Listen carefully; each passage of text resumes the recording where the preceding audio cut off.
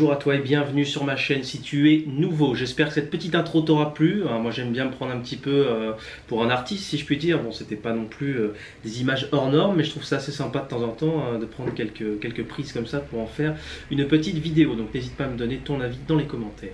Enfin bref, donc aujourd'hui on va parler d'un petit sujet qui me tient à cœur, on va parler des blessures. Mieux vaut prévenir que guérir, d'où le titre de la vidéo. Donc je vais t'expliquer un petit peu qu'est-ce qui m'est arrivé et pourquoi il vaut mieux tout mettre en œuvre pour pas que ça arrive. Donc pour la petite histoire, ça fait maintenant plus de 1 an, ça doit faire à peu près 1 an et 4 mois environ que je suis blessé à l'épaule. Donc j'ai une tendinite du supraépineux plus un épanchement, en gros une inflammation de la bourse acromio-deltoïdienne. Donc qu'est-ce que c'est que ce charabia? Donc à la base je me suis blessé en faisant du pullover dans ma salle de musculation.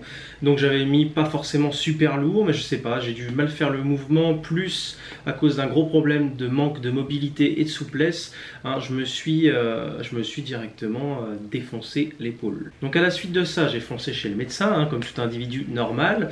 J'ai dû arrêter la musculation pendant 3-4 mois, absolument plus rien du tout. Autant dire que comme le moral était aussi à zéro, la diète... que dalle, donc voilà.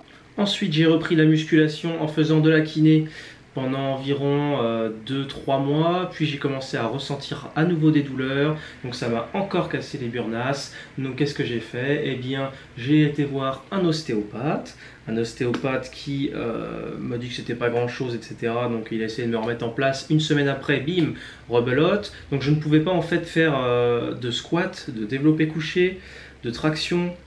Voilà, je n'ai plus en tête les autres exercices, mais il y avait pas mal de choses que je pouvais pas faire et honnêtement c'était plutôt gênant pour progresser en musculation. Donc à la suite de ça, j'ai revu un autre kiné un petit peu spécialisé dans l'épaule. J'ai fait 10 séances et là effectivement j'ai commencé à pouvoir refaire quelques exercices que je ne pouvais pas du tout faire. Ça m'a fait quand même du bien. Voilà, mais c'était quand même déjà au bout d'1 an, donc ça commençait à faire très long. J'ai continué à m'entraîner pendant encore 2-3 mois et puis je continue à avoir quelques douleurs, donc là j'ai repris des séances de kiné et je continue le kiné jusqu'à ce que ça aille mieux. Et si ça ne change rien, je serai obligé de faire une infiltration de corticoïdes directement à l'endroit où j'ai mal dans l'épaule. C'est une injection avec une seringue, donc ça me ferait plutôt chier. Mais si c'est la seule chose à faire, évidemment, je le ferai pour ne plus avoir mal. Donc en parallèle, bien évidemment, je travaille ma souplesse, la mobilité, enfin voilà, des choses que je faisais pas avant et qui, je pense, m'auraient évité de me blesser si j'avais fait ça avant. Parce que à force de s'entraîner pendant des années, de ne jamais travailler sa souplesse ou sa mobilité, au bout d'un moment, effectivement, ça casse quoi. Donc voilà, je suis un peu déçu parce que si j'avais fait avant, effectivement, j'aurais pas eu ce problème. C'est donc pour ça que je fais cette vidéo. C'est pas parce que pour l'instant tout se passe bien pour toi, que tu n'as jamais eu de blessure, que tu ne vas jamais te blesser. Moi je me suis entraîné pendant 4 ans et c'est, tu vois, seulement à la 5e année que j'ai commencé à me blesser. Donc voilà, on n'est jamais à l'abri.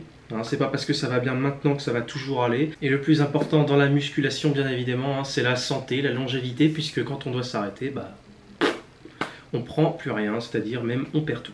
Voilà pour cette vidéo, donc s'il te plaît, étire-toi, fais tout ce qu'il faut pour ne pas te blesser, pense à ta santé d'abord, parce que là je peux te dire que si j'avais fait tout ça avant, effectivement je ne me serais pas blessé et je ne serais pas dans cette misère depuis plus d'1 an maintenant. Donc comme d'habitude, si la vidéo t'a plu, n'hésite pas à liker, à partager, à commenter, à mettre un petit pouce bleu en bas de la vidéo. Pour ma part, je te dis à très vite dans une prochaine vidéo. See you next time.